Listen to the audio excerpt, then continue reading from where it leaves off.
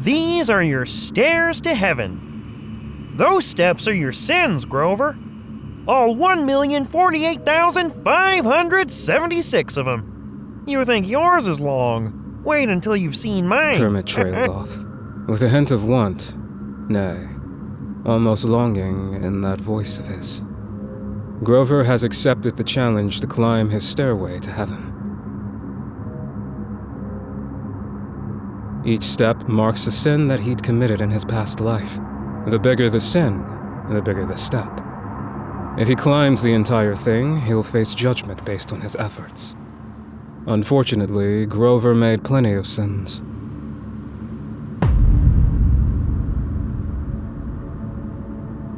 And the stairs will turn into a slide after every 7 days. But none of it deters Grover.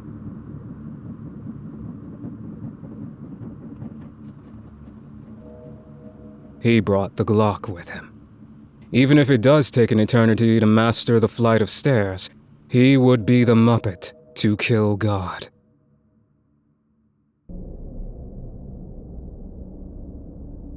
The stairs have yet to turn into a slide at 7 days' end, and the larger steps that were his grave sins were no match for his thirst to shoot and kill God.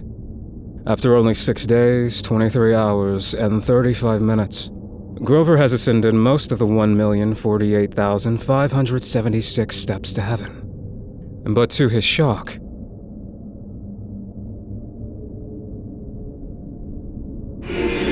Kermit was up there waiting for him.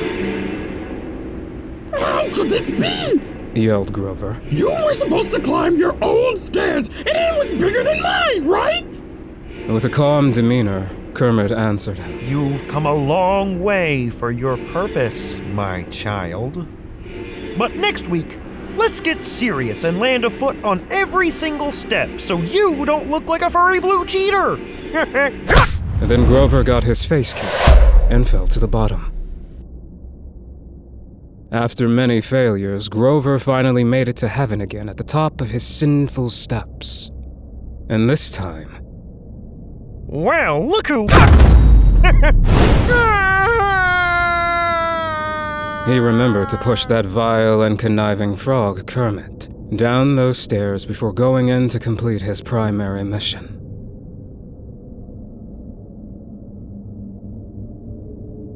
As Grover concentrated on where God might be, he noticed a growing glow all around him. His teeth began vibrating as it reached a blinding crescendo, forcing him to shut his eyes tightly as he waited for his nemesis to appear. His head felt to be in the grip of a closing vise. In a terrified frenzy, his words jumbled and somehow cried out, "Show me God!" Instantly, the buzzing and glowing stopped. Grover began to see himself in a puddle at his feet. It stared him in the face. He had usurped God. He was handed down ultimate power in the moment of Kermit's tumbling collapse, and is now in control of every aspect of the cosmos. The sun and the moon, good and evil, and all the things sacred are in his hands to maintain alone. That was never part of the plan. Grover intended to shoot God. And by God he will.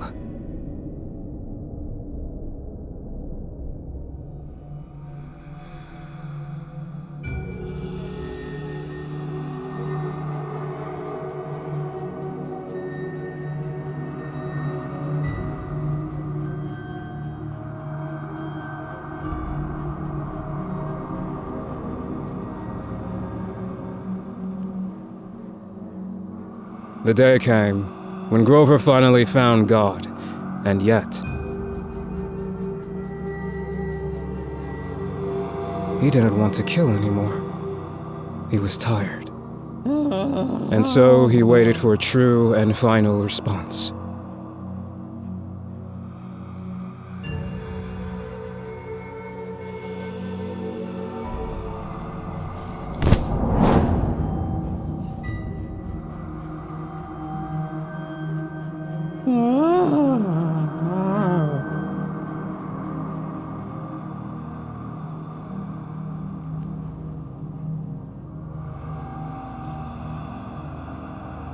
But God saw what he had attempted.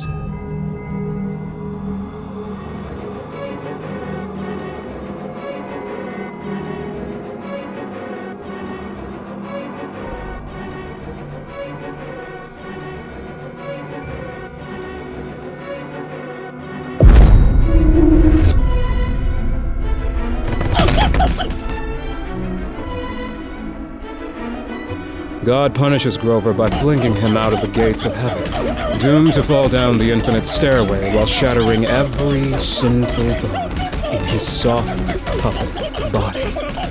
The same fate that befell that frog all that time ago. And then, one day... How long has it been? Years? No, not years. Not decades. Not centuries. No time. There was no time. He was still thinking like a mortal. Grover knew. The day he left Earth was the last day he was a part of. The moment before he entered the portal was the last time he was a part of this world. All of eternity stretches forward forever. A single second, a million years. It's all the same now. The neon flashes of multicolored radiation that spilled forth from the distortion in deep space. The bright white of the world when he first left his mother's womb. It had all melted together into a singular moment. A never-ending eternity. Time was gone. On his quest to seek the unknown, Grover had become immortal. Grover had died. He saw the birth of the universe, and he saw the heat death, and he could not tell the difference. Nor did he want it.